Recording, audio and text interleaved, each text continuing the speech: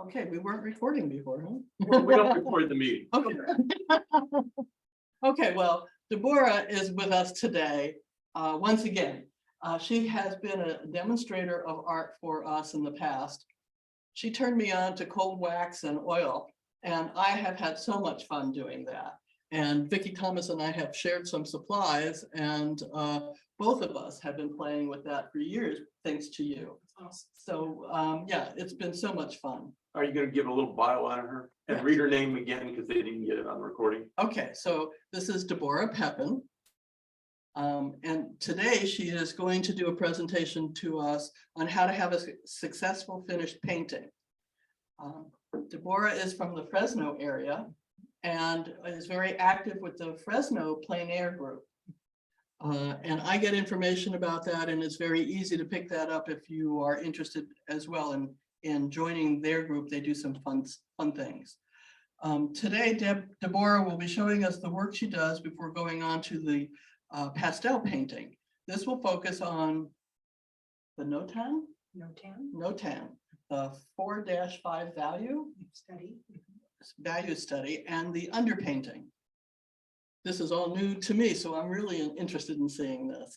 She's going to talk about the processes and the edits along the way and some of the products that she uses, what works and what doesn't work.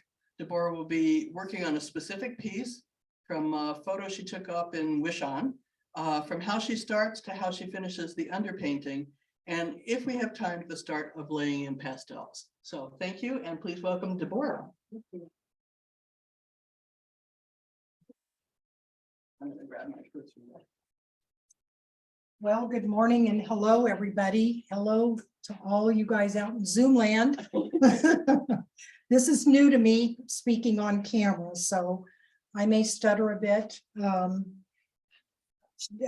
She introduced me as Deborah, but you guys just call me Deb or Debbie. That's perfectly fine. Sometimes Deborah is hard to remember. Anyway, a little bit about myself. I'm a self-taught artist out of Fresno, and I've been working in pastels and Just step a oils. little closer to the mic. Yeah, working in pastels and oils now for maybe 7 years. I didn't pick up pastels till about 6 or 7 years ago and fell in love with it, and it has become an addiction. We were talking about that earlier, that you can't just have a box of 3 or 6. You have to have many because they don't mix. But I want to just tell a little bit about what I've been doing, entering a lot of shows, and I entered the Pastel Society show of the West Coast, which was hung in Morro Bay this year. That is an international show, international organization. My piece was accepted. I didn't win anything, but out of the 99 pieces that were accepted, 40 of them were chosen by a separate judge to go to the Hilbert Museum, which is part of Chapman University in Southern California. Mine was chosen to go out of all of those, thank you, and got word last week it's sold. So first one out of the whole bunch that went down there.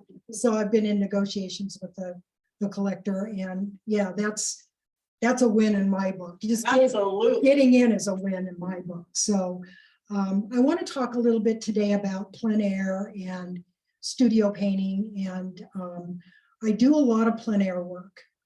Most of the work is not good. Plein air is more for color studies, getting your composition correct, and all of that kind of stuff. Sometimes I get a piece that's wonderful. This one here was a plein air piece, and it came out pretty good. It's a picture out in Sanger that I did from a place that I visited every week, the Road to Carol's.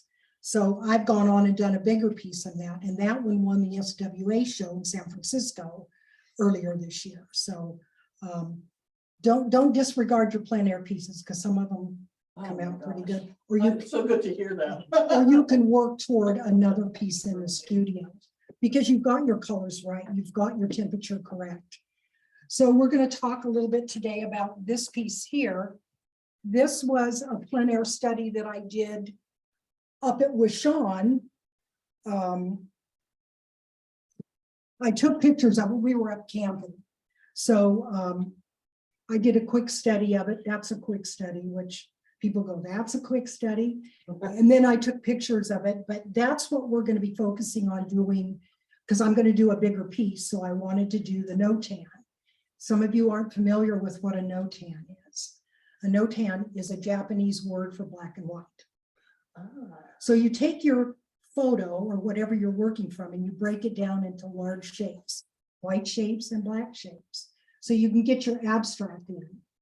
And I will put the board up for that. Oops. Yeah.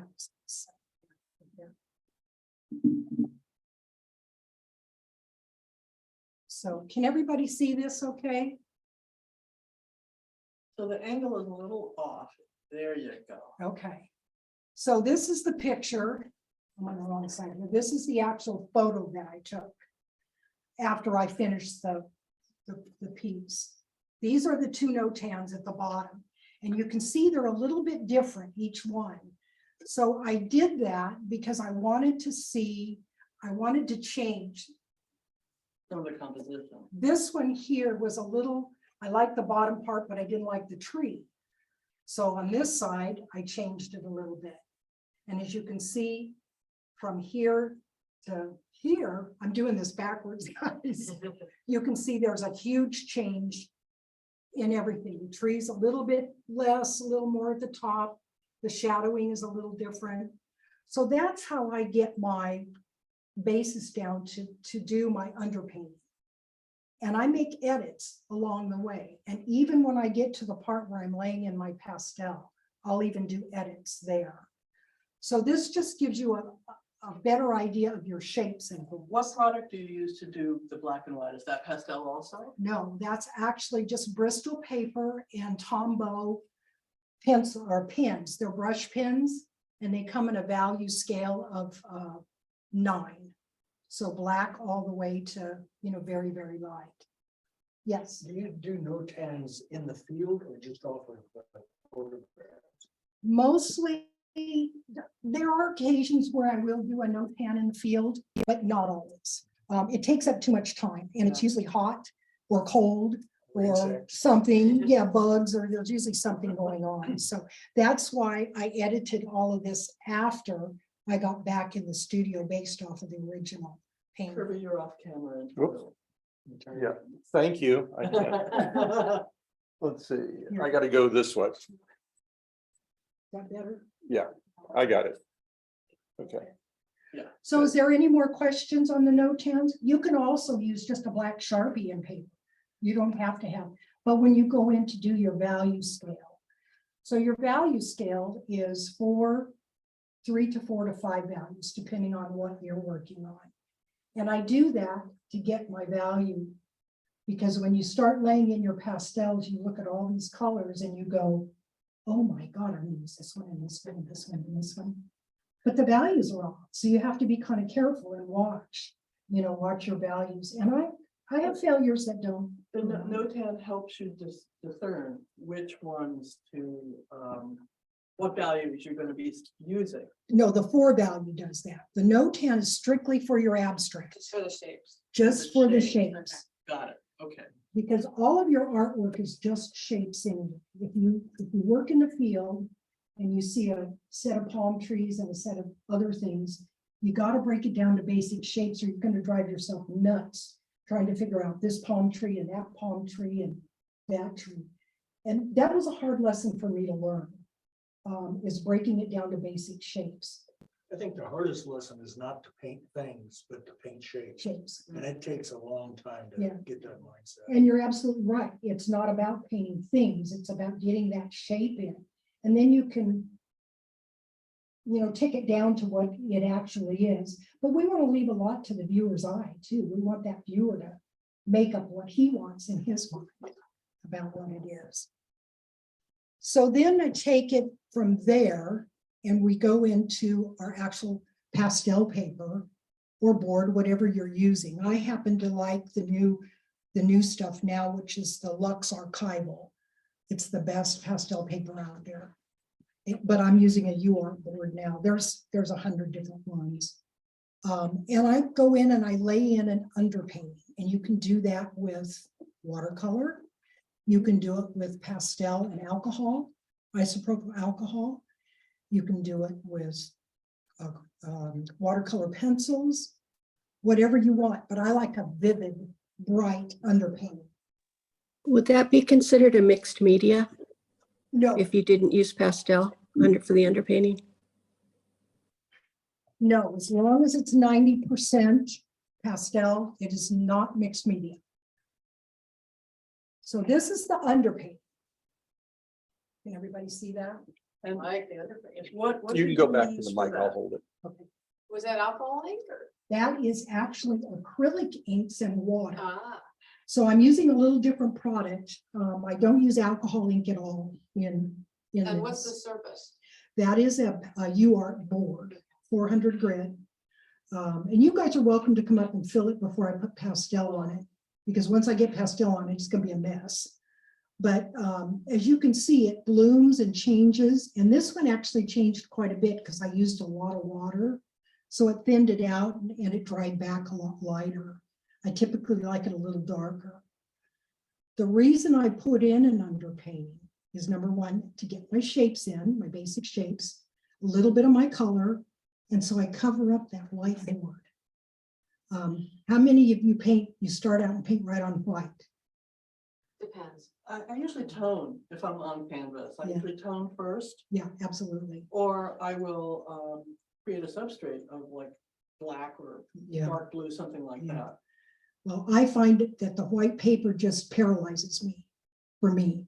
So, you know, getting from all the NOTANs and the value studies to here gives me that roadmap of where I want to go with the pastels. Oh, it's got a sandpaper feel. to it. Yeah, it's, in fact, this company that makes UART, that's what they make is sandpaper. Huh. That's their primary line of work, which I didn't know until about a year ago. And I thought, oh, well, it makes sense. So, so that's the grit that holds the pastel. So. And you'll see the colors under here are not necessarily what I'm going to use. So I want that, like the sky has got that orange glow. So the sky's blue. So I want that undertone to kind of bleed through to give that bit of a vibration. So typically I use opposite colors. The tree should have been a little more red, but I can work with it. So there's not necessarily a lot of value here, just a substructure. So is there any other questions from anybody? You just put that shape in by perceiving it, or you draw it in? I draw it in with a pencil, yeah. And I've made, you know, I've made a couple of corrections from the NOTANs and the 4 value to here. And as I go from here to here, I'll make more corrections along the way. So then it comes down to, you know, the finished piece. And they don't all turn out. I'm going to be real honest with you. Some of them, like, you work and you work and you work and you just turn it around against the wall and you say, you know, I don't know when this one's going to work. Are these boards reusable? If you're unhappy, can you go back and? I can rinse them off, but because of the underpainting here, I've got that. That'll never come off. If I start with dry pastel and don't do an underpainting, I can typically wash the board off. But I don't do that too much anymore. I did in the beginning. I have a stack about like this of washed off boards. So I do make some of my own boards, so I get more of a texture for some of my plein air work, but most of the work that goes into the shows and everything is all on commercial boards. So What do you use when you make your own, like micaceous oxide, or what do you use to as a ground? actually, I just use clear gesso Okay. because it's got a bit of a grit to it, and I thin it down and put like 6 layers on. So it gives it more of a fine. And depending on what I'm doing, I might mix a little bit of marble dust or, you know, some pumice in with that. It just kind of depends on what I'm doing. So, so that's a possibility. And I use gator board too as my substrate. I don't use masonite anymore. It actually bows. This one actually bowed a little bit. Gator board, man, that stuff's bulletproof. You can do anything to it. and it washes off really good. So, yeah. So anyway, I think I'm gonna get started laying in a little bit of pastel on this one, if everybody's okay and doesn't have any more questions. Hi, Vicky. So I would like to just call the attention of the Zoom folks that because you're muted and you can't ask a question, please use chat and we'll be watching the chat to see if there are pop-ups. Actually, you can use the reaction button, raising your hand, and I will unmute you so you can ask your question. So at the bottom, on most devices, you have a reactions icon and you can raise a hand. And then I'll call on you or Deborah, I'll call on you and then relay your question to Deborah if we need to, if she can't hear it.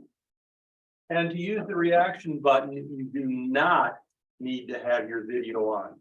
So if you got your video off and you still want to ask a question, you can. And welcome, Norma. Glad to see you're here.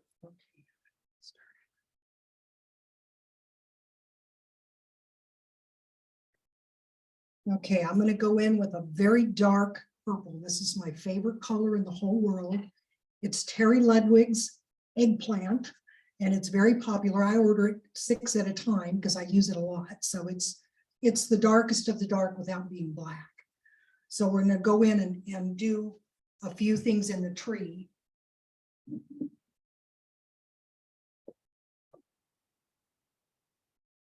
So I'm gonna go in here.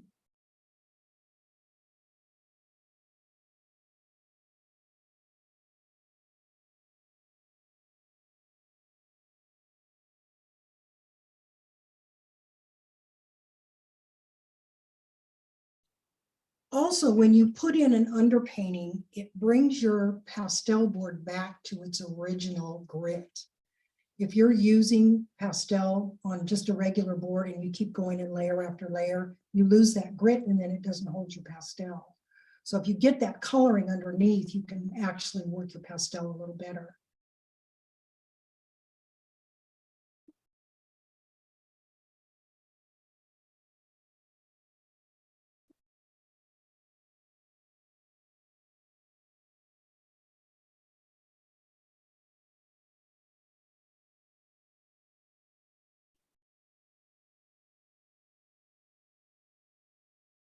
This is the boring part. You get to hear the. And some people don't like this sound at all. It really annoys them. So.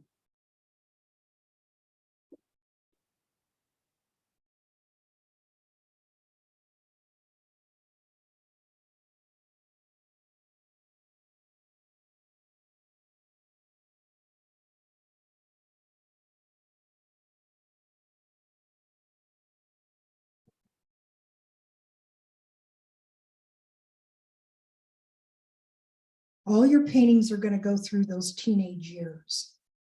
So you get to a point where you look at it and you go, oh my God, what am I doing today? This just doesn't look right.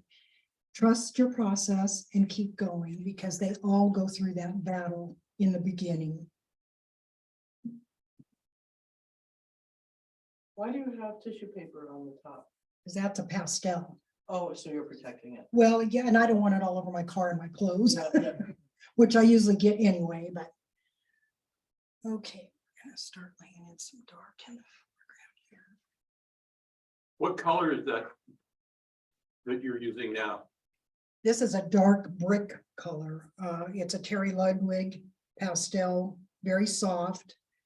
And I'm trying to get the base of the trees that are off of this cliff to come through a little bit. What about the toxicity of the dust? Is there any issue there? It can be very toxic. You don't want to breathe it. You know, that's why I asked not to turn on the fans today. In my studio, if I'm working really aggressively or rubbing off, I'll wear a mask. I don't have the big air handling systems. I do have one air exchanger in my studio. That helps a little bit, but you know, you don't want to breathe it. I've never heard of anybody dying from pastel dust, but like I said, you don't want to breathe it. We don't want to breathe this dirty air either, but we have to, so.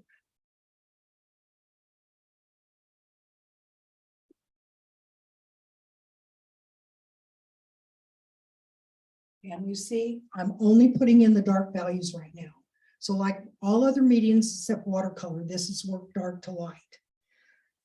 Sometimes when you get your dark values in there, and you want to go over it with a lighter color, you're going to get a mixture. You're going to get mud like we talked about earlier, even with pastels.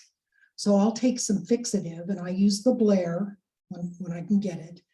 And I'll spray the darks down a little bit so that they don't mix with the lighter colors. We're not going to do that today. So it's because I have to take it outside and then let it dry. So Was that the level that you work on? It looks low. it is a little low. It's not typical. I work on a huge easel in my studio. And my outdoor painting, I have a strata easel that I work on. So it's typically higher. In my studio, if I'm not sitting in my tall chair, I'm standing in it, it is up. So good question. It looks painful. Oh, it's not painful. Oh, It's good. just a little. Okay, let's see here. Now I'm going in, I'm going to go back into the tree, and I don't work on one corner. Some artists work from here to here to here to here. I don't do that. I bounce all over. And I do that because your colors all have relationships. So this color here may not look right next to that color there. I may have to shift that a little bit. It looks great here, but it won't look good here. So you have to kind of push and pull and play back and forth. And what color have you got there now? This is a very dark green, a forest green. Thank you. Still just putting in the darker colors. This tree was shadowed from the right side very deeply until it got out to the end, and then there was light peeking through. So we have light on the tops of the branches. So I'm working more on the right hand, your left of the painting.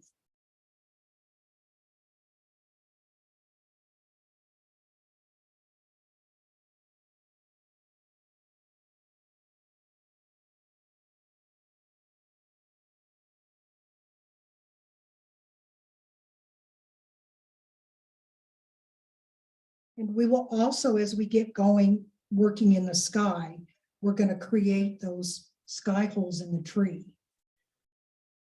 There's something to be said for sky holes. My friends, I have a friend that calls them bird holes. It's a push and pull. You put them in, you go over them, you put them in, you go over them. So it's a back and forth play until you get it right. And sometimes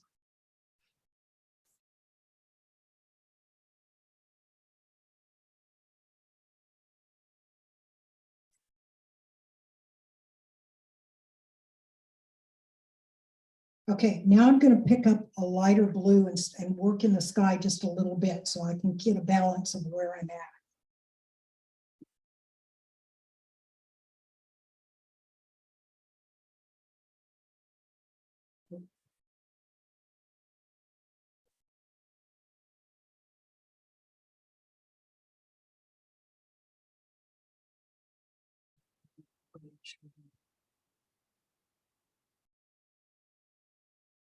I need to stand back just a little bit. So do you ever give yourself permission to not be realistic in your color? Like, I like it really wild, like you got going on already. Well, thank you for that. With my pastel work, typically, no, I don't do that. More in my oil work, I will do that. I will give myself permission to move the color, into that bright realm a little bit. Non-realism, right? Yeah. I have a couple of paintings that I've done that have been very bright, and I wasn't happy with them. So The doodles are phenomenal. Mhm, I Honestly, love her them. doodles are Thank just you. phenomenal color. So those are alcohol ink works, the doodles, right? yeah, they are. And I've been playing with that and watercolor on UPO too. So I'm teaching 2 workshops right now. One in Zen doodling, and then I teach at the senior center doodling class. That's really Then nice. doodling. Yeah. Oh, they're amazing. You would love her class. I like those two risky lemons. It's very cathartic. I'm sure.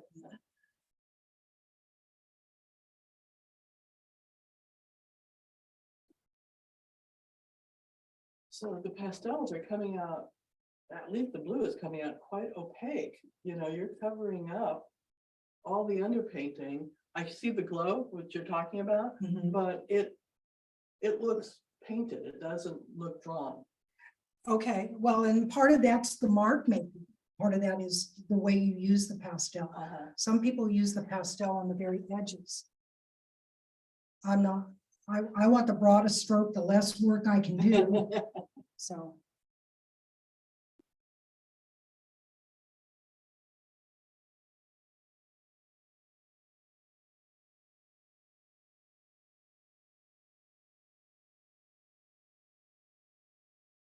Carving, this is a mountain here.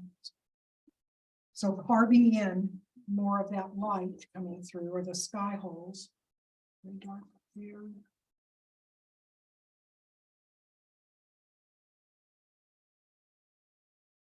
Okay, I'm going to take just a minute and stand back so I can look at it. I'm sorry, I'm one of those painters that has. I do it too. Oh, okay, Yeah. yep. It's coming alive. Okay, now I'm going to put a little white in for the cloud, just to have that value shift. I think I'm going to use more of a light blue in the beginning. So I'm going to put in the clouds, or the beginning of them.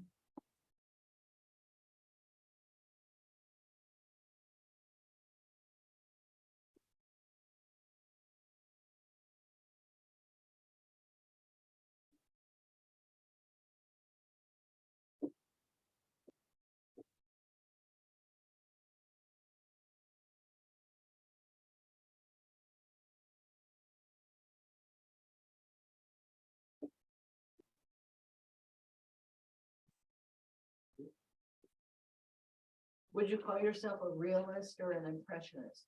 More of a realist painter. According to the shows that I've entered, that's the category that I go into. I love the impressionism. I'm just not comfortable with it, so. Not at this point in my art life. Okay, let's get more of the mountain in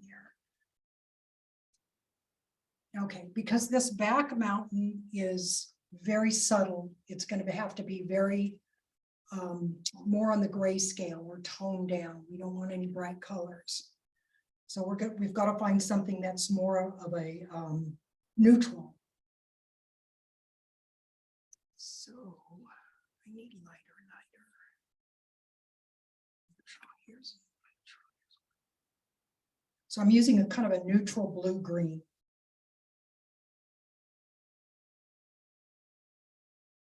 Still may be a little too dark. I think it's too dark.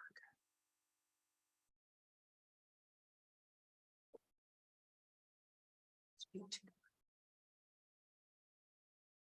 Having done this, you can see the relationship. When I look at this, it's the color that I want, and it's the grayed down version, but when you get it on here, it's too bright. Can you show it a little closer to the camera? Yeah, it's, if you can see that, it's a duller version of a blue, but it's still too bright. So now how will you remedy that? Will you go over it with something lighter? Yeah. So we're going to try this one. Nope, still too dark. So I'm going to pull it back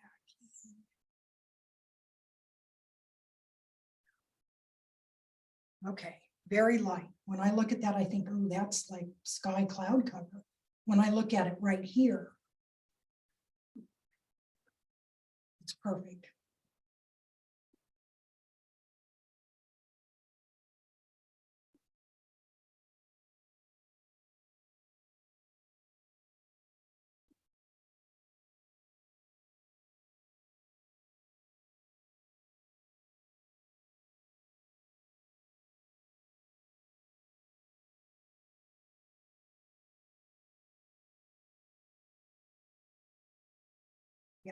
That's better. And I pulled clear to the light part of my box. So that kind of shows you.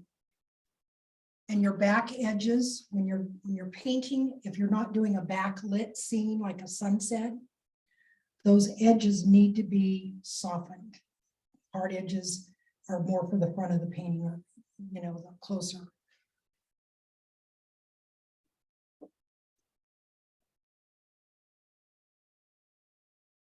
Okay, And so the tool to soften them is your finger.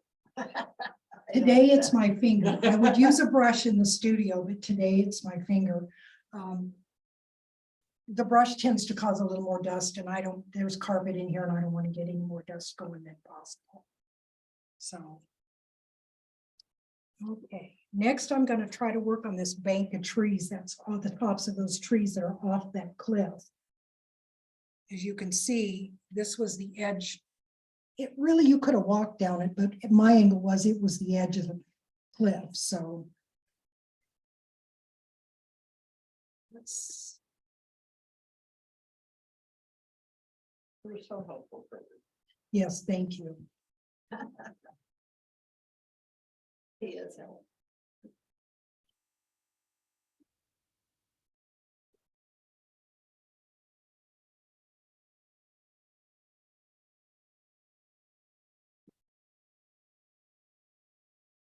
So I'm using a warmer green for this bank of trees in the tops because the light's coming through. I will cool it down a little bit as we get closer to the rock. This warmer green is also going to go in the larger tree, more toward the light area. Not a huge shift in value at all. But a shift in temperature. But a shift in temperature, yeah.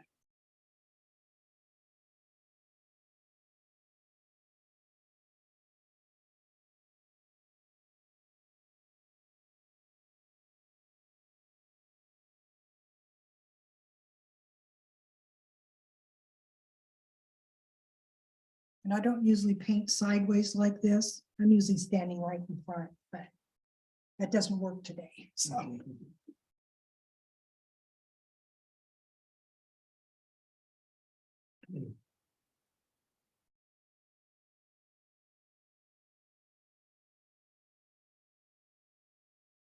just use my left hand a little bit here. Okay, I'm going to take a minute and step back.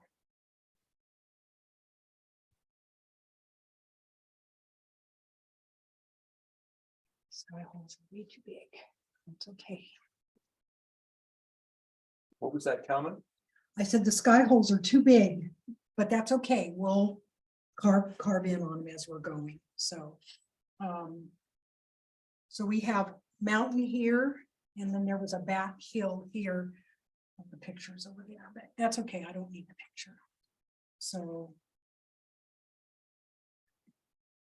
let's get a nice taupey color. So the small one is a painting from before that you're copying. This now? was my plein air paint. That was another painting. Yeah. Okay. Yeah. And were you happy with that one? Yeah, it's okay. I made some adjustments on it. There's always adjustments to be made, and I tell you, even the ones that I get finished and I'm so happy with, and I get them framed and I get them up, And you go, oh. and then I look at it and think, oh my God, I got to take it apart. I got to change that. I got to do that. You will always do that. That's a forever thing. Yeah. I've just learned to live with it. Yeah, that's.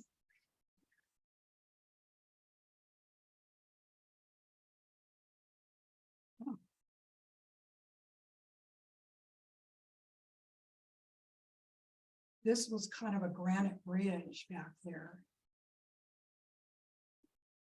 And we'll go back in with the tops of the trees.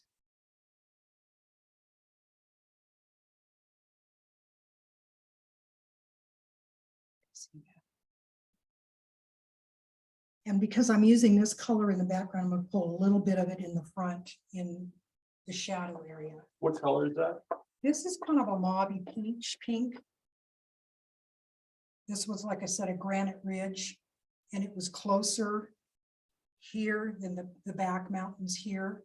So we have like 3 or 4 levels of rock and trees. This is timberline up there it was showing, so.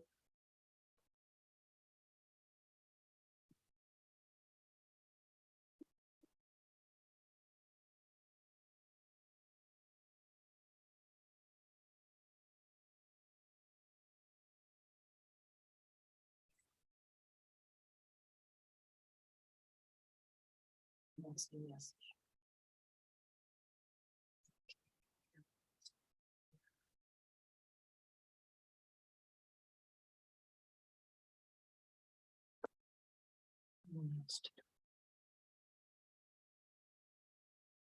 When I work at home, I have about half of this table open. It's all pastels. But it's a toolbox, and my husband built me a big open box like this on the top.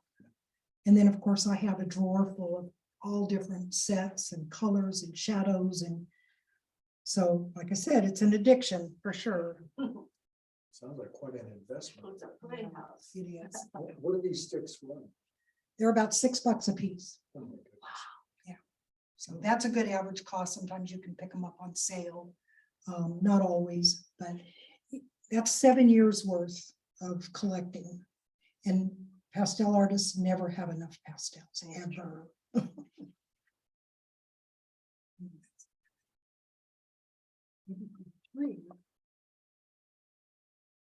Wider areas.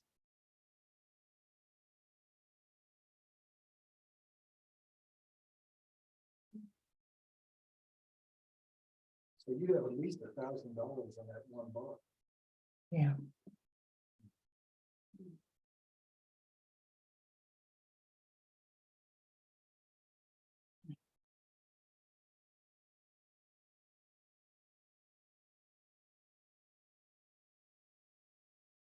Now I see from here to here, I'm missing a little bit of dark brick red or orange, if you will.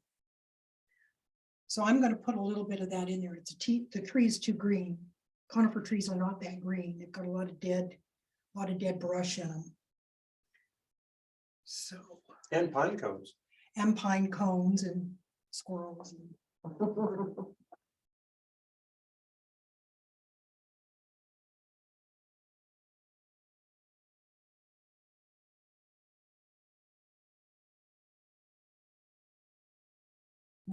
This pastel is super soft. Do you prefer them soft? My favorite pastels, I love Terry Ludwig's, but my favorite are the Jack Richardson soft. They're just like butter.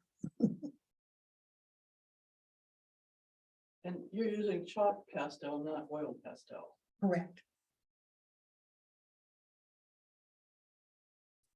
Why do you like chalk pastel instead of oil pastel? I don't know. I don't have an answer for that. These They are, go on differently. they do, they feel different in your hands. These are actually 100% ground pigment with a very small binder. And please don't ask me to pronounce the binder. Triganthum or something. I've made my own pastels from the dust and the bits and pieces that break. And so, yeah, that's all it is ground pastel, ground pigment, and a little bit of that stuff. Is there a scale that you prefer, the size of the painting? I typically paint 12 by 16 or larger. My plein air work's all done on 9 by 12. That's a good portable size to carry. Sometimes I'll take the larger ones out depending how long I'm going to be out. In this weather, I don't go out at all.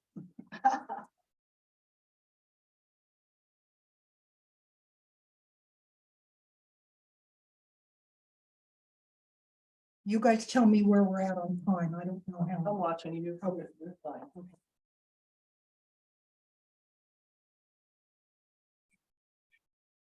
Okay, we're going to start pulling in some cooler colors in this background of trees here. I like this red. It's a little too popped in your face, but it'll get there. For those on Zoom, I unchecked so that you can unmute yourself if you want to ask a question. And seeing how we're getting good questions from the audience, if you have questions on Zoom, ask her, and that way we won't do a Q&A afterwards. If you think of your question now, ask it. I love that you can get the distance by looking at the video monitor. Yeah. Oh, you mean the distance on the Yeah, painting? yeah, without having to step back. That's pretty cool. Well, I typically don't do that. I step back a lot, and I think that's important for all painters. Portrait painters, still life painters, step back from your work always. It looks so different. It does, you than know, up close. it's the perspective, you Yeah. know, when you're looking at it like this, you can't tell. And also, I have found that using my phone, my smartphone, by taking photos of my work, because I may not like something and I'll put it away when I get home, but I'll look at my smartphone and I'll say, there it is, that's the problem, and then I can fix it. I don't see it on the painting, I see it on my phone, which is weird, but I was just blown away at how much distance I got looking at it over here as opposed to there. and do you see that distance from there to here or just No, from there? no, I see more distance looking in the, Okay, yeah, okay. that's interesting. There's something about the sharpness and clarity of the camera, you know, it doesn't lie. And what you see Mhm. on the screen or on your own camera screen Mhm. is telling you the truth. Well, you know, your eyes actually see more color and more depth than your cameras ever will. But having entered a lot of shows and, you know, doing the photography work, and he can tell, you know, he's the photographer, not me. I use my smartphone a lot, and not all work will photograph well. That's Right. true.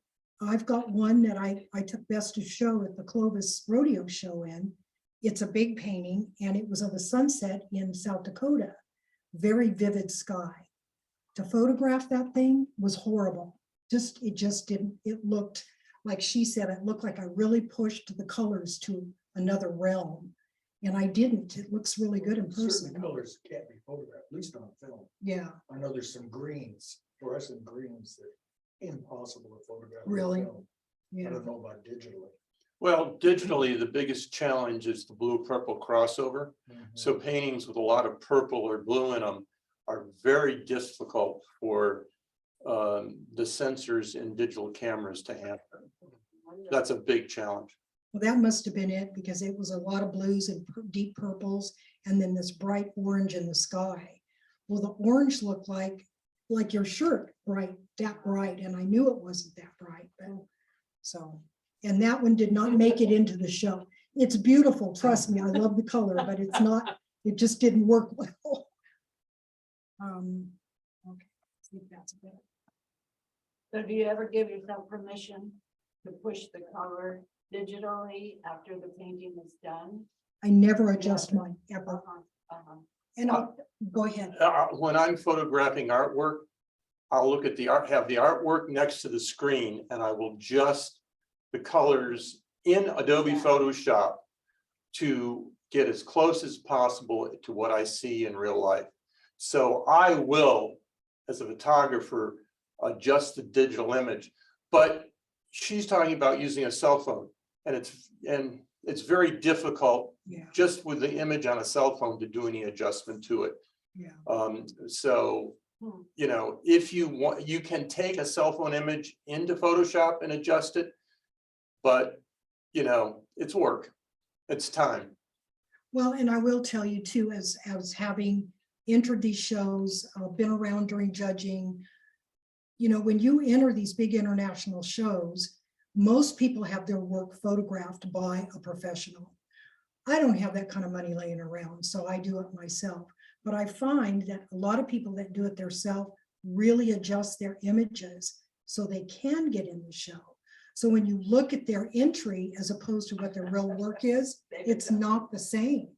And to me, I'm not going to do that. You know, my work is my work. I'm not going to change it. And that's why a lot of online shows have a clause in there that says, if your artwork doesn't look like what you submitted online, they'll reject it. Yeah. And so you never, in my opinion, I strive to make the painting look as close to reality as possible on the screen. And the other thing you have to consider on screens is there's a great variety of screens. And so if the judges are in 3 different parts of the country, Which they they're are. all on different monitors, Right. the stuff's all going to look different. And so what I strive to do is off of my color calibrated monitor to make the digital image look as close to the original as possible and then submit that.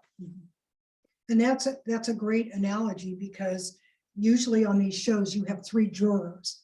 They're supposed to be jurying in by the qualifications, value, composition, all those structures. But we all know that doesn't happen, you know, ooh, I really like that one. As long as it meets the criteria of the show and somebody really likes it, it gets in. Just the way of the world, you know, we can't change that. And what I've found in organizing a lot of shows, both online and in person, is it's always helpful to have at least 3 judges, because then you can combine their scores on an image and you'll get a better representation, because one judge, like Deborah said, will have a completely be skewed way to one direction. And another one will be skewed the other direction. When you got 3 of them, you put the numbers together and it's amazing how often all of the paintings flow into the same place, or the sculptures or whatever. Yeah, it's incredible. And then if you go to print, then you got a whole nother layer of Yeah, variation. Oh, yeah. I mean, for instance, in the Art Trails catalog this year, my wife's painting, which has a lot of blues and purples, it printed really dark and really off in the catalog. Even though we sent the best image we could. And so it varies. Printing is another whole world. well, you got the printing inks, you have paper. Paper makes a huge difference. You know, having grown up in the silk screening industry, my dad had the largest silk screening company on this side of the Mississippi. Yeah, paper, what you're printing on, the inks that you use. So, and you guys know with art supplies, if you go in with student grade art supplies, you don't get the level of the professional grade.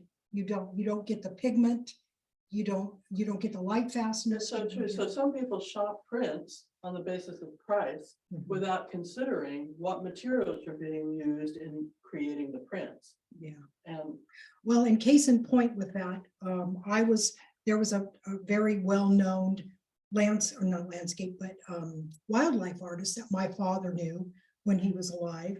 And so I got all of his prints that he did for my dad, all framed. I had to throw them all away. They were not good prints. All the yellows and the blues disappeared and they just looked horrible. So, you know, it depends. If you're going to have prints made, I don't make prints of my work. If you buy a piece from me, that's the original. You're the only one that has it. What about G clays? G clays, How yeah. do they do as far as? Okay, G-clay is a French word which means to spray. Mhm. And so you're talking about spraying ink on a piece of paper. And that's completely different from what she was talking about, commercial printing, which is a CMYK process. And depending on the inks, the fadability of everything. And so there's a lot of questions you have to ask if somebody's going to make a G-clay print for you.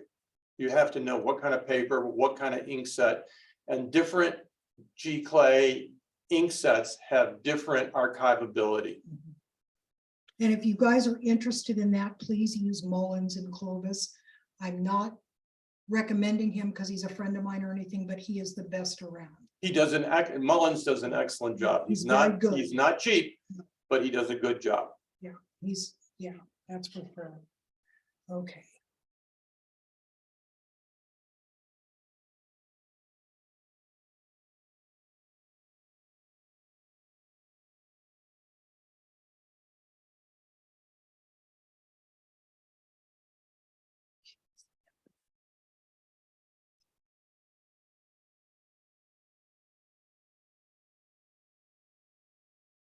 Okay, I already see something wrong with this.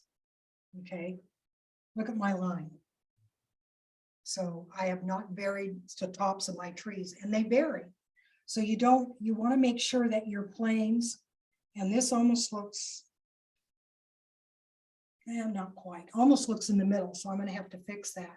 So you see, as you get painting, you kind of get, like me, I don't know if you guys do this, but I get trapped in the same old thing.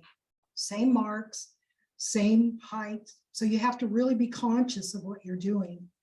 I had a painting that I did and I didn't like it, so I washed part of it off, thinking I could fix this one part.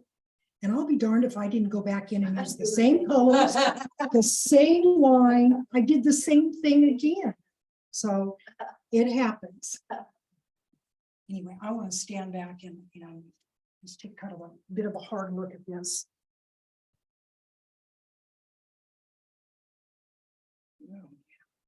Okay. It's better than you thought. Well, it's much better back here. Yeah. And if I went 2 blocks away. So tell us what you saw when you stepped back. I saw more depth. It's more readable from far back. From here, it just looks like marks on the paper. I know what I'm doing, but if you were standing up here next to me, you'd go, oh, what is she doing? So you have to move away from your work so you can see what you're doing. So yeah, it's looking better, far from being over. It's got the teenage years going on, but that's okay. That's okay. We like that too. I'm gonna work in a little bit of this shadow area under the tree, just so I have a balance of what's going on. And I'm gonna use a purple, not a blue. And maybe more gray. No, too light. Did I just do that one?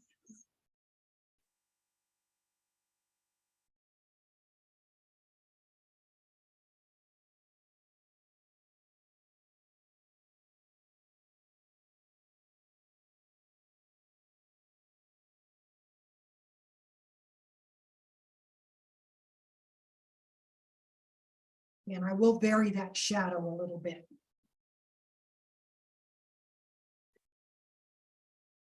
Is there a way to hold that up? No, that's okay. I got it. Okay.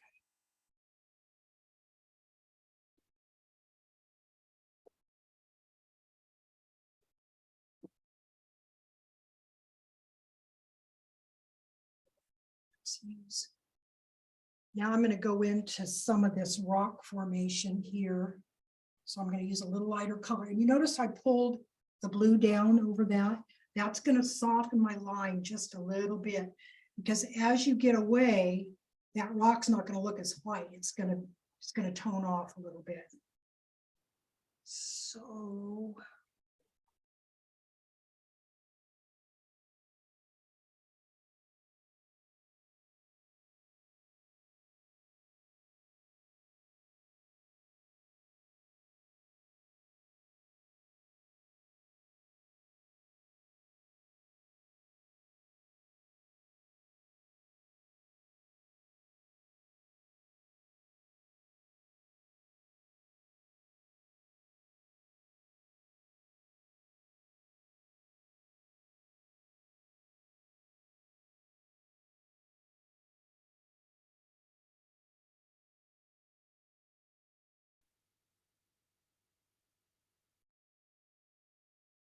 oops, that's not the right purple.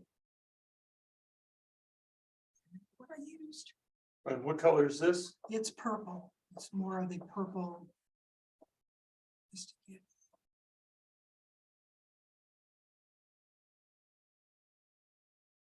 Oh, I like that. Yeah. Yeah. It really gives depth. Just show that pastel to the folks out there. Yeah. You know, Just a purple. I do that a lot. so what happened was you picked up some of the white underneath on the stick of purple. I did. So it's important to keep your pastels clean too. My plein air box gets dirty because I don't clean them when I'm out in plein air. So I have to sometimes take it all apart and wipe everything off. They do make tumblers and things now where you can put walnut husk in and tumble them around and clean them. I use a bowl and ground cornmeal. It's done.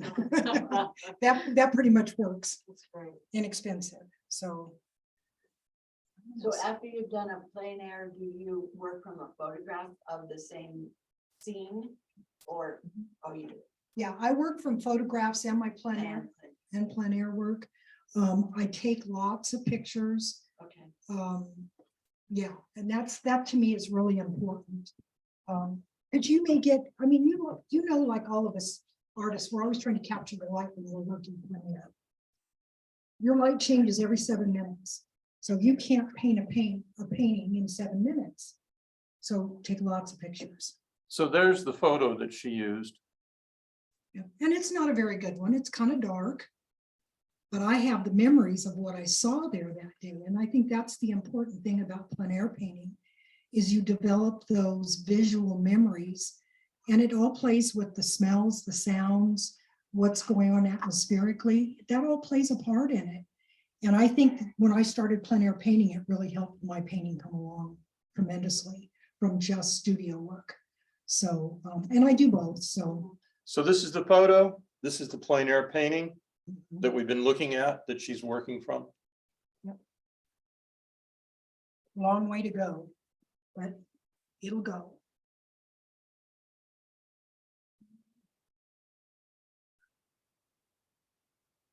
I think picking the colors is the hardest part. Now, what color is that? This is a grade purple. It's more of a neutral. This box here was my earliest box, and I don't have a tray of just neutral colors as I do in my larger palette. I think neutrals are so important in a painting. You were asking me about bright colors. You can use all the bright colors in the world you want if you neutralize them with your neutral colors and not just use the brights. So you can push that color a little bit.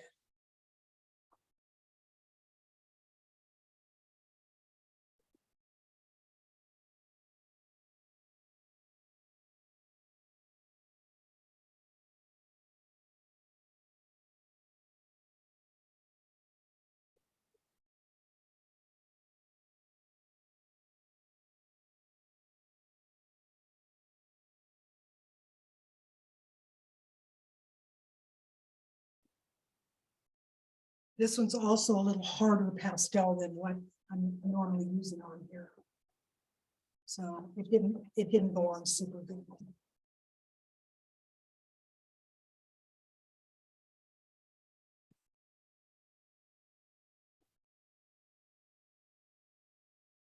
Now looking at this, I'm going to step back a quick second. Yeah. And as I thought, stepping back at this, I'm looking at this section here. There's no value change. It looks just like a blob there. So I'm going to have to fix that. I don't know at this point what I'm going to do just yet, so we'll just leave that one alone. And I'm just going to soften this color just a bit.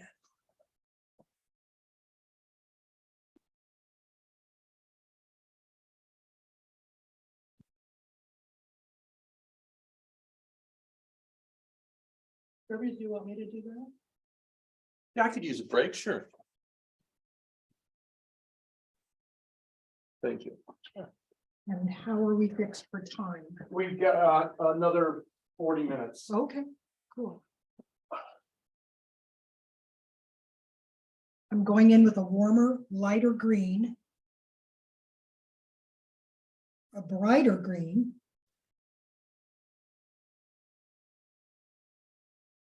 Just for like accent. yeah, just where the light's hitting the tips of the trees. Oh, that's pretty.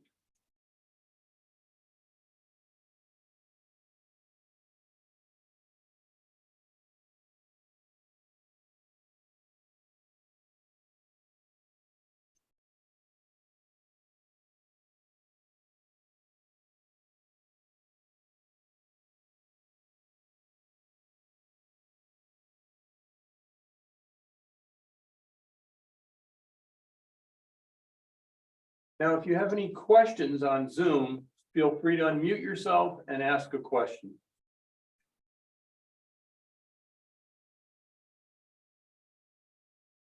I like that really well. Thank you. Should be out. Let's go back in. Oops. So, where are these recordings available? I send a link to everyone who attended after, or actually I send the link to, I forget, I send a link to Gina or someone and they send out an email to you. Maybe it goes to Monica. I send an email to Monica and she has a list of people who signed up.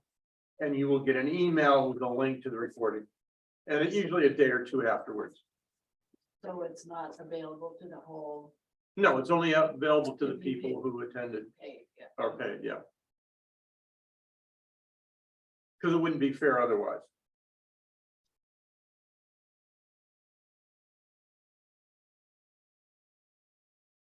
But if you have a friend that wants to come watch you look at it, that's perfectly okay. I mean, we're not real. If I won't tell. No, I mean, it's fine, you know, you got a friend that want to come over to your house and watch it, that's fine.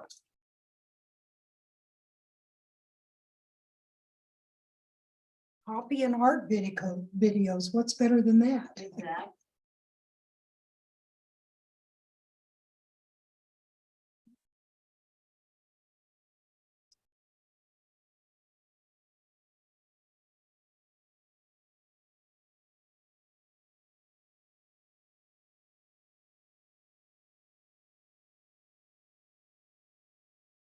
And while we talk about only leaving the link to the video on the Zoom cloud up for 30 days, oftentimes we leave it up longer.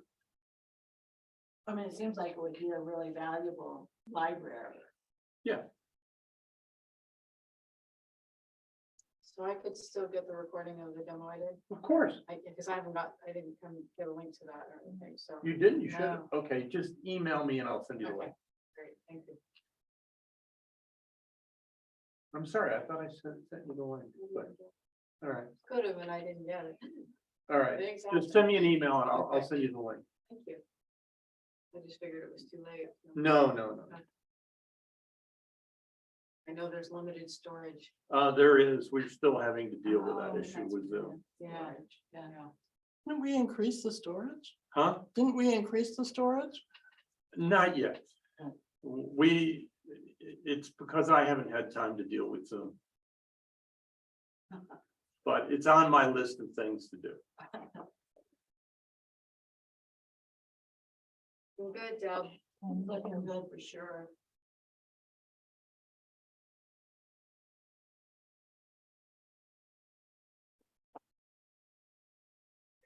The other pictures I took here were just reference for cloud formations, because they fascinate me. So there was some good thunder boomers up there that day. So yeah, you can see clouds are not white. There's a lot of color in them. Of course, these pictures don't really reflect it. That's the same day. Same day. Same day. I probably took 150 pictures that day, if not more. Wow. Wow. Yeah. Not all of the same thing. You were all over the place, but.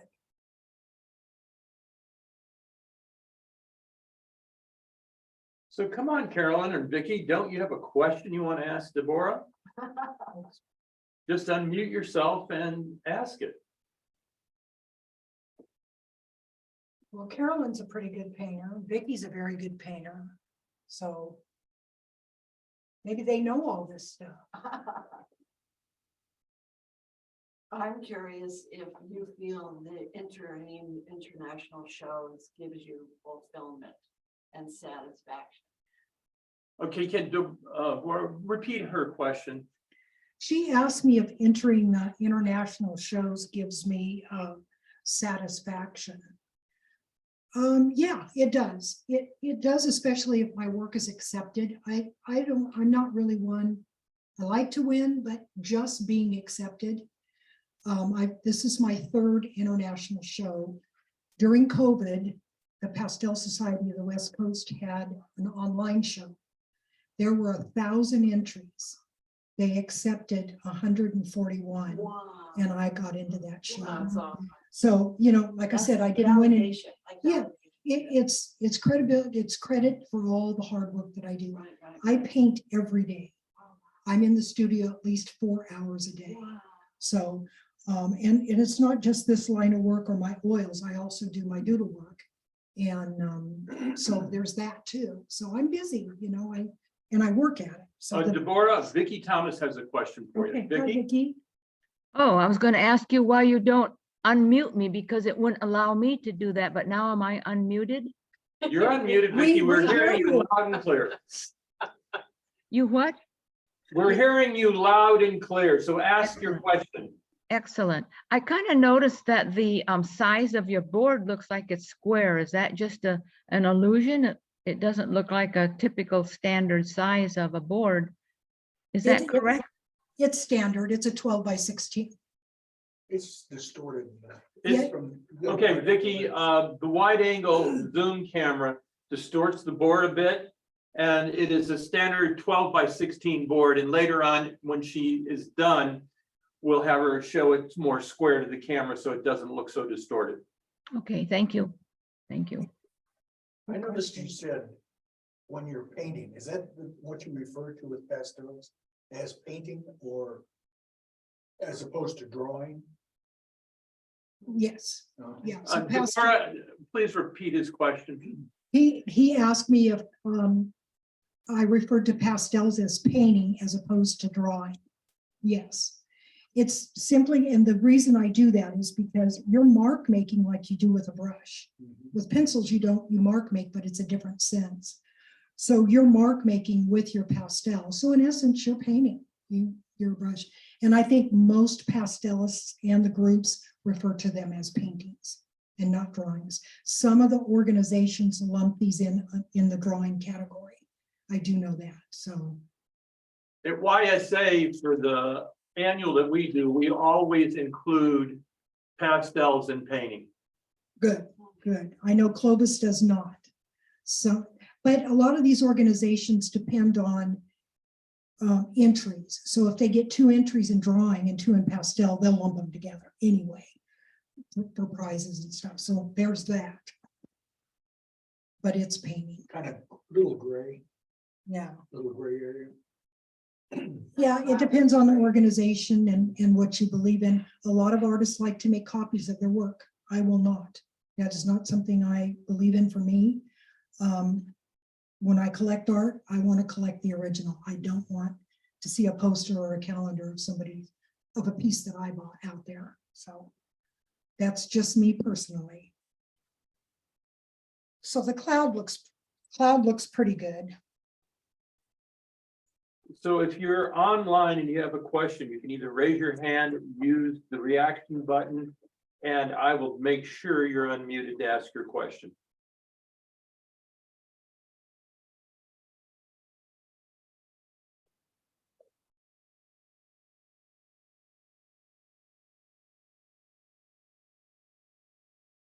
You will notice in the original, that cloud has a lot of warm blues in it. I don't know why. Just more of that teal color, that greenish teal color. I don't remember it being like that, but there again, you know, that was the day and out there. I'm not going to follow that pattern here. So But you're using a normal computer printer to make that image. that's a pastel painting. Oh, that's the pastel. Okay. Yeah, that's the printer right there. Okay. And I changed the actual clouds on that one.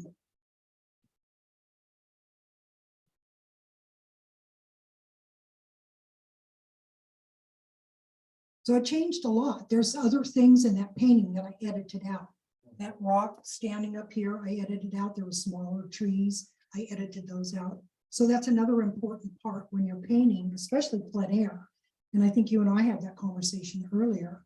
When you look out there and you want to paint everything out there, you gotta edit down because you'll make yourself crazy. Yeah. I'm sorry, I have the worst seasonal allergies. Until you're painting, it's all right. Yeah.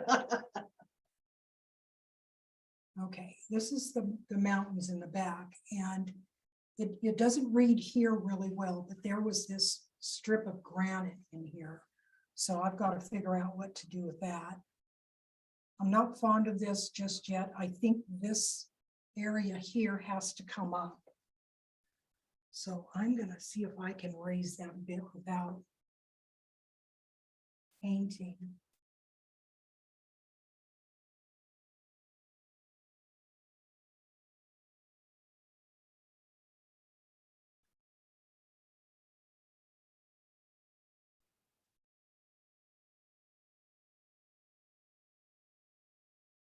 And that's better. And then these trees are all the same size, no good. Can you just make that comment to the mic for us, Deborah? Yeah, I was saying that this rock formation here needed to come up a bit. And these trees need to be changed their level heights because they're all like this. Trees don't grow like this. So.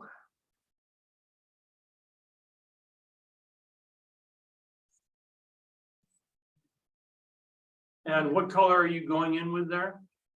This is a brownish taupe color. So I'm gonna carve in and kind of soften that. So When you finish your work, do you spray it with a fixative of some sort? No? never. I French frame all of my work, which means it's framed sandwiched right to the glass. I don't frame with a mat because the pastel dust always ruins the mat, even with a spacer. I have a painting that was done for my dad in 1953. It's a picture of Janet Leigh. It was done by a friend of his in pastel. I have that same painting today under the same glass, and it looks every bit as good as the day it was framed. So Can you just explain what French framing is for us? French framing just means that the pastel is sandwiched right to the glass. There's no spacer. It's the pastel is It's laying. touching it, right? It's touching, yeah. And I find with showing work and moving work with pastel, if you bump a pastel really hard, that dust is going to fall. Whereas with French framing, it doesn't do that. It stays right there. So that's why I do it that way. Do pastels look better with the matte? Some of them, yeah. But I typically don't do that. So my personal preference. Just glad to know you can do it that way, Mhm. because it always ruins the mat. It does, yeah, it always ruins the mat. And I have one that I had done for the Yosemite show a couple of years ago. And I had it professionally framed, and he put a mat in, and he didn't put any spacers in. Well, the mat's not white anymore, so especially at the bottom. Can you speak to the whole issue of using fixative or not using fixative and why you choose to do that on pastels? Okay. Fixative, first of all, I do use fixative, but I only use it in the process. I use it if I want to lay those darks down in my underpainting so that I don't pick them back up with my lighter pastels. I didn't do that here, and you've noticed I've picked up some of the darker on my lighter pastels. A finished painting, when you use fixative, you will obliterate your lights. They disappear. So your darks get darker and your lights go away. So that's why people typically don't use a fixative on their pastels. They have better fixatives now, but it still doesn't, it just doesn't work. I do know there are some artists that do it. I'm not one of them. You can't just put that light back on after you fix it. You can, but then there again, what's the point of using the fixative if you're going to go back over it? You know, you're just wasting fixative. So the only time I'll use it is in my groundwork. And if I'd have brought it today, I would take it outside and spray it so I could show you what it does. It sets those darks down so you're not lifting them back up. So yeah, it's good for that, but not at the end. So, and there's different kinds out on the market, you know. I use Blair. I understand we can't get it anymore. So Krylon does make a fine art fixative that Allard's carries now. So yeah, we had to beg to get that in there. Just the Krylon fixative just didn't work. It gums up a bit. So, and that's hard to go back over. So, The wipes are open if you want one. yeah. I may just tickle a little bit. Just- Now, is that a harder white pastel you're using right now? No, it's a very soft one, but it's very white. White pastels are never just white. They're always a green white, purple white, a yellow white. So these are a Donna Townsend white. They're the best whites I have found because they're white. They don't have a tint to them. As you can see, I'm getting a little more definition in the cloud. And the tips of the clouds are always super bright because of the sun.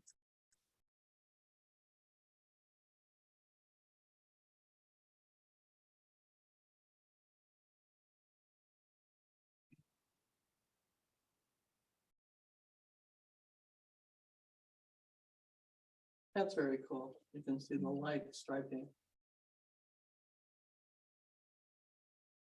Yeah, they're They're a little backlit. well, it's the optical illusion of that sun coming down on that cloud because it's darker up under here. So at least this is a bigger cloud.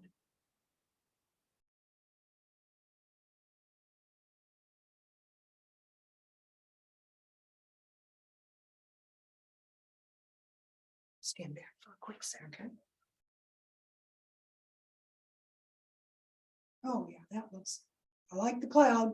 Like Like the cloud. the tree. Yeah, this definitely needs a lot more work. So I'm still going to bring these trees down a little more because you're looking off of that cliff on that bank of trees. Just finding the right color. That's the bad thing.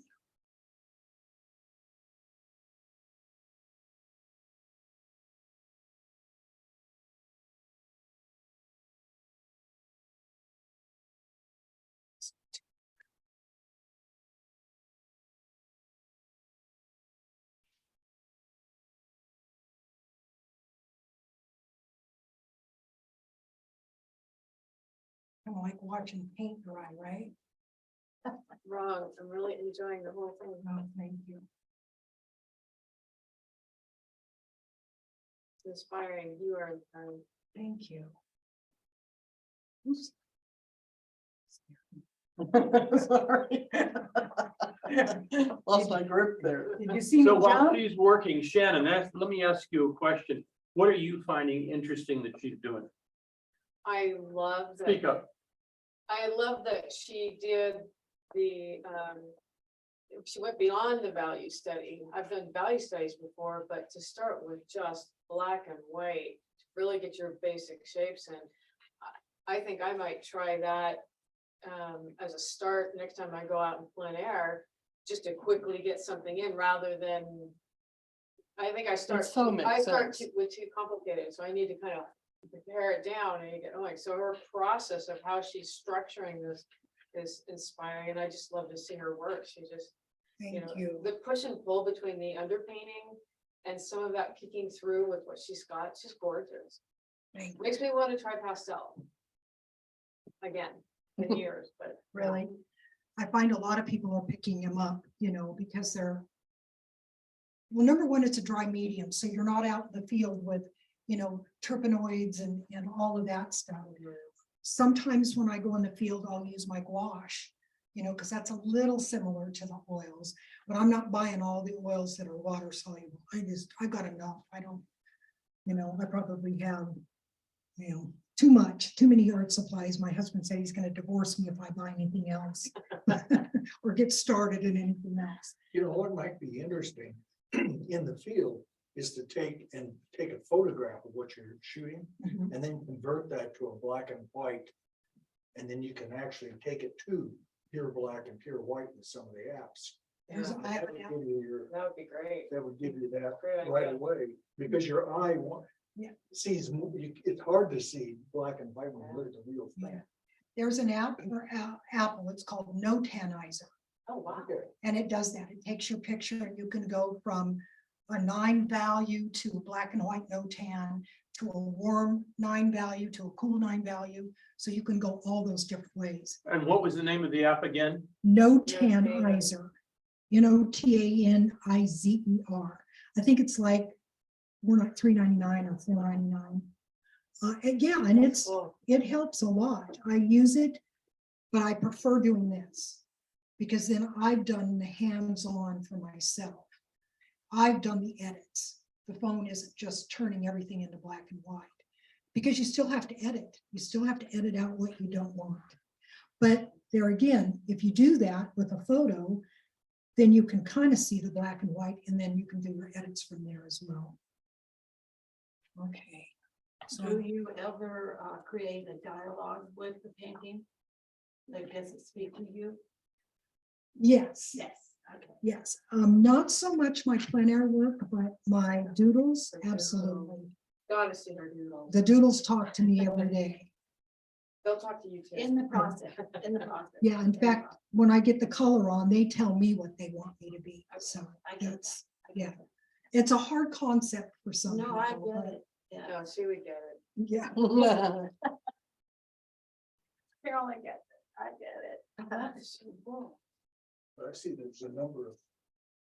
Oh, Just there's scroll another down, of that's them. beginning to That run. makes sense. Yeah, so I've got that more of a layer for the I picture. think I go I for the still note think tab this because you needs to be a can- cooler. Line. Yeah, it manipulate needs to it be, and- it's too and green, the it's regular much idea, too touch it green. up. Just to go to black and white or different versions of that, so I think I might try that. Yeah, well, actually just convert it to the either Yeah. or. Nice thing. So cool, thank you. $2, it's not bad. Yeah, The ones I hate are the ones where you have to subscribe and pay every month. yeah, I don't I know won't do either. that. The problem too with pastels is every color has 9 values. Hmm. So when you buy a color, not all companies make all 9 values, but when you find a color you like the blues, and I'll open that set for you in a minute. For every blue, there's 7 values of that one blue. So you can really get trapped into buying every value and color there is. I really try not to, but you can. So what is the challenge you're looking at and working on right now in your painting? The challenge is this, the background here. It's in this painting, it's too dark. The lines are too hard. It doesn't look far away. As you're painting distance, the further back you go, you first lose your yellows and then you lose your reds. You're left with blues and purples. That's all there is for the very distance. So bear that in mind as you're looking back, things get cooler, softer, your lines are softer, and you're looking in the blue purple range and not any reds or yellows in there at all.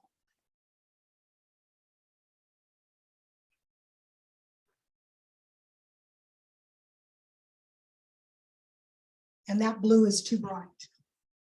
It has pushed it back, but it's still too bright, too much chroma. I need to dull it down, which means I need to get a more grade version. What does the painting say? The painting tells me it's too bright. It's too bright? It's too bright because it's a distant mountain. Okay. It needs to have more of a neutral color to it. When you look at our mountains, my house faces east. So I see the sunrise every morning and there's a mountain view. Even on the brightest days, that mountain is dull. It's a neutral color. It's not bright. The brightest part of the day, those mountains are neutral. They're a neutral blue color. They're not bright. You're a purist, I think. And that's way, way, way too bright for that. I So love it. I love it. Well, I'm not gonna say I don't love it. I do love it, but it's not natural. I tend to paint more the natural world and not push that color value. So I'm looking at the clock and I think we're gonna go to maybe 11:15 so that we can do some Q&A. Okay, Does that work for you? yeah, let me just see if I can find the right blue before we quit here. I may not have it. I may not have $1,000 worth of supplies. Yeah. Yeah, this is just, I call this my bigger box of crayons. It's not my biggest box, The big, but it's more of a travel part. Like you invested your IRA. No, I didn't use any of that money. I wished I had now with the stock market. Probably worth Where it's more. gone. Yeah, These would have gone up and down. yeah, exactly. No, that's too light. I'm really struggling with that color today. So can you mix with your finger and get it with the two different ones? Does that work? I don't know, because I don't do much pastel. You know, you can to a point, Okay. you can tone it down if you've got a color underneath it. But I still want to get that right color in this. It doesn't appear that I have that right color. I'm gonna go into the purples here. This is more of a. No, that's way too gray. And as you can see, it looks good here, but when you tick it up here, that's flat, that's nothing. So color relationships are so important. And you'll notice a lot of artists will go like this. And then they step way back and look and see if that relationship is going to work. I have to put a little more on there than that, but yeah, that doesn't work for me. So that's the struggle with pastels. With oils, you can mix any color you want. You can gray it down, you can brighten it up, you know. With pastels, it's not that way. So studio work is important because you have all your tools available to you, whereas in plein air, you don't. And as you can see with this plein air, that back mountain and those trees are almost obliterated. They're almost all one. You don't really see even a value change from here to here, not much of one. So that's the issue in the field with the pastels. Plus, I don't take a box this big. My pastel box in the field's only this big. So it's much smaller. There's a lot less in it. So sometimes I'll take one of these boxes. Let me show you the blues real quick here. If I can get back here. Can you do tone studies with pastels? Yeah. And what colors would you use? Me, I am more of a, oops, sorry. I'm much more of a warm painter. I tend to lean more toward the warm colors. So I would use more of the warm tones, probably like Conti crayon, the colors with the Conti in that range. Deborah, repeat his question. He asked if I would ever do any tonal studies in pastels. You can, you know, me being a warm painter, I would tend to be more toward the warmer bricks and, you know, more of the Conti color. I don't do those typically. Anyway, Wow. I'm not going to Just tip come this. to the camera. Yummy. I yummy. want to play with those, yeah. Nobody sees. Yeah, so this is just one box of blues by one manufacturer. There's probably 15 manufacturers of pastels. They all make a box of blues. Every one of them are different. They're different from batch to batch from the same company. So, Batch to batch. yeah, It's all about the color. yeah. And as you can see, all the values, I mean, dark, dark, dark, light, light, all to the light, to the more teals, to the deeper royals. Yeah. So, and this is just one small box. They make a box probably 3 times the size of just blues. And a box like that is worth how much? This box is probably $150. Yeah, depending on if you get it on sale or not. I buy a lot of my pastels from Dakota Art Pastels because they carry all the brands that I like. And they have some really good sales, so watch for those. Also, real quick.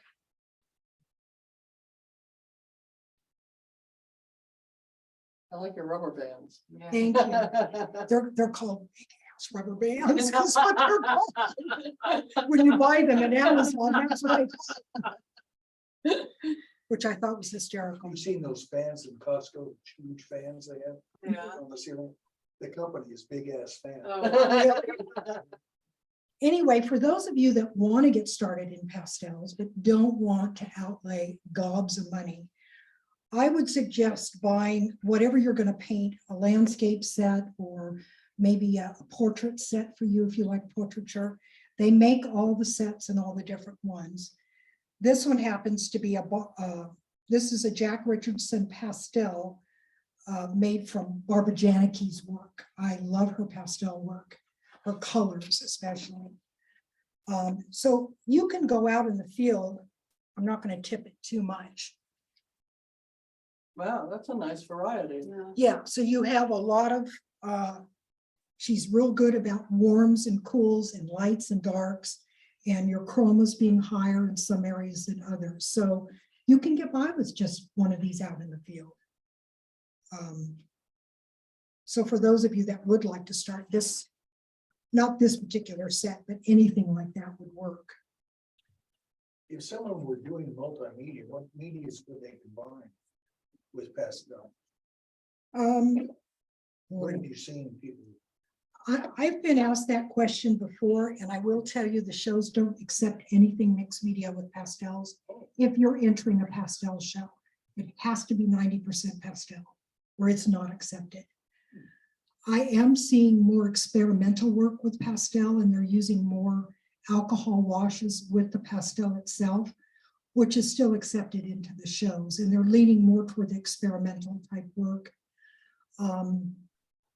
I did see one painting where they used, I believe they used the dry pastels with some cold wax underneath the cold wax. Now, I don't know how that's going to work. It might smear. As we get into the Q&A, can we bring the easel and the thing closer so people can Yeah. see where we're at right now? Yeah, There you go. That gives a so better. it looks much better on camera than it does in person. Well, that's not true. What And- percentage of completion do you consider this? 10%, 1%? If you just step over here, I will move the mic here, just so that you can be in it also. Yeah. Okay.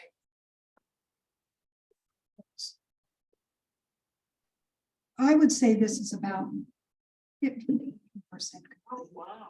So a lot more work to be done. The lighting in here is a lot different than my studio. So that's another thing to consider where you're painting. If you're painting in the studio, invest in the best light you can. If you don't have the natural light. I have a north facing window where my easel is, but I still use an alt light on the top of my easel. So it's important. Lighting is so important. So this may look totally different to me when I get home today. And what I'd like to do is finish it in the studio the next week and then maybe send it to Gina or somebody and they can put it in That'd be the great. newsletter or Or put it on That'd be the great. Facebook page. Facebook page. Yeah. But do send a picture to Gina of the completed one. Okay, I will yeah, do that. post this one on Facebook, And- this level, and then Okay, some progress. Yeah, exactly. So Yeah. we can see that comparison. yeah, then you I mean, can. So on Zoom, does anyone have any questions? Mm-mm. Mm-mm. Good job, Deborah. Thank you so much for being with us. We really appreciate it. Thank you, Vicky. You're welcome. You're my biggest fan up here. No, we are all your fans. We really are. We're so grateful that you could come again. You're always so informative and a very good public speaker. So Thank you. thank you, thank you. It's definitely not my forte. The whole process of working in pastel is more tactile. than working in media where you use brushes and palette knives. Mhm. And then it's a dry medium. And so how it adheres is something to adjust to if you're used to wet stuff, you know? And it fascinates me to see that. And then your ability to blend is so different. Not on a palette and not on the board that you affix it to. Yeah, So you have to have some sensibility about the direction in which to go. And that's intuitive, you know, yeah, the more you do it, I guess, the more you know it. yeah, the more you get the feeling and the colors and you know, there are some pastelists out there that do a lot of blending. I am not one of those. I don't do a whole lot of blending. And then there are those pastelist impressionists that don't do any blending. It's a mark here and a mark here and a mark here.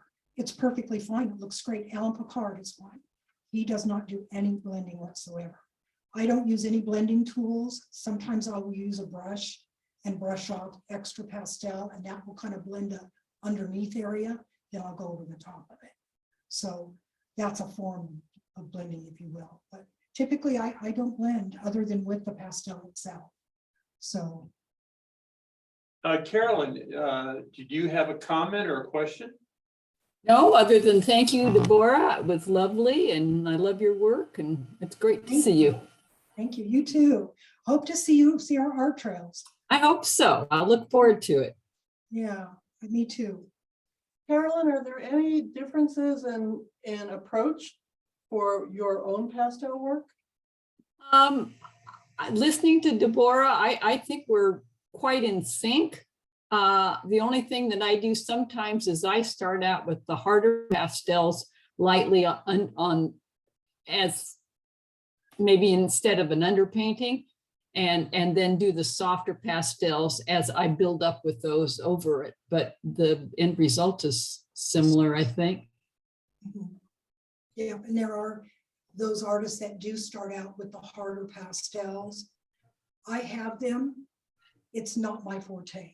I'd much rather work from an underpainting that I've created with, you know, either watercolors or soft pastels and alcohol.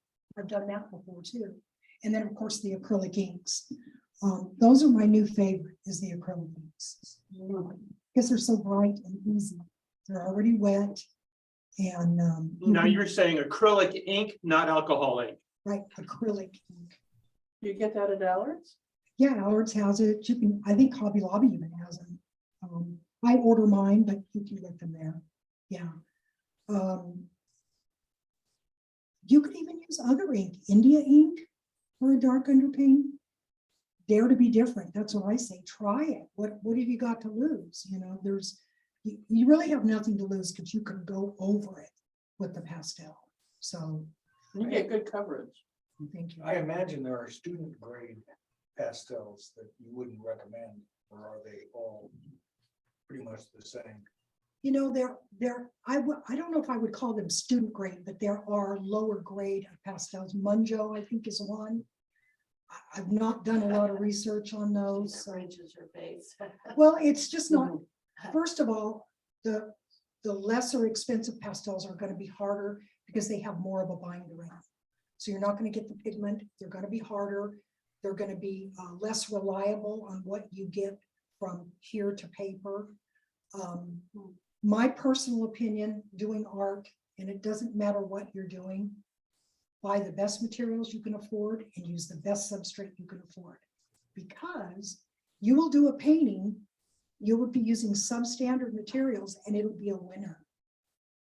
And it's not gonna, you know, it's just not gonna hold up. That's the thing, you know, so. So what you're saying, Deborah, is the amount of time you're putting into creating the artwork is so valuable. Why why use inexpensive materials? Yep.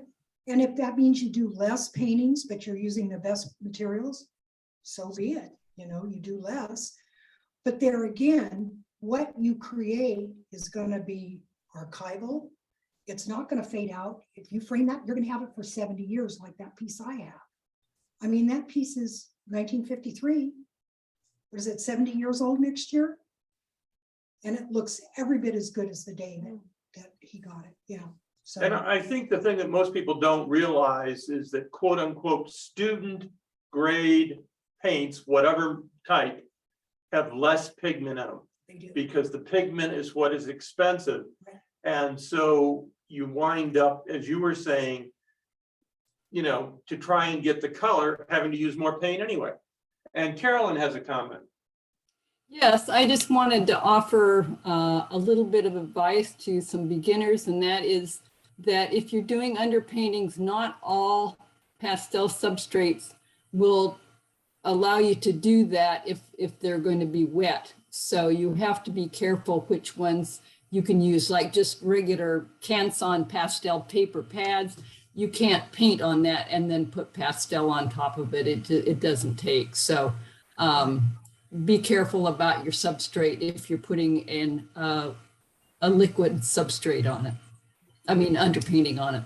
Yeah, absolutely correct. And I will tell you, if you stay with the better papers, this is a piece of UArt on board. It's still, because I used a lot of water, the board did buckle a little bit. So I like the new Lux archival paper. It's very close to Kitty Wallace. It's the closest thing to the Kitty Wallace paper that they've. come Okay, out with. we aren't understanding the names of the two Oh, papers you're Kitty talking about. Wallace is the bomb. Yeah, for anybody who's done pastels for a while, Kitty Wallace made paper and it was the best paper ever made. Yep. Well, she quit making it and a lot of people stockpiled it. So they've come out with a newer paper now called Lux Archival, and that's the name of it. Can you spell it for us? LUX Archival. That's it. I don't even know the company who makes it right off the top of my head. I've heard of it. But it's the best paper I have found out there. I have used it with tons of water. The paper does not buckle. So probably what I'm going to do next time is take my pieces of paper, take them into Allard's and have them glue them down to gator board for me.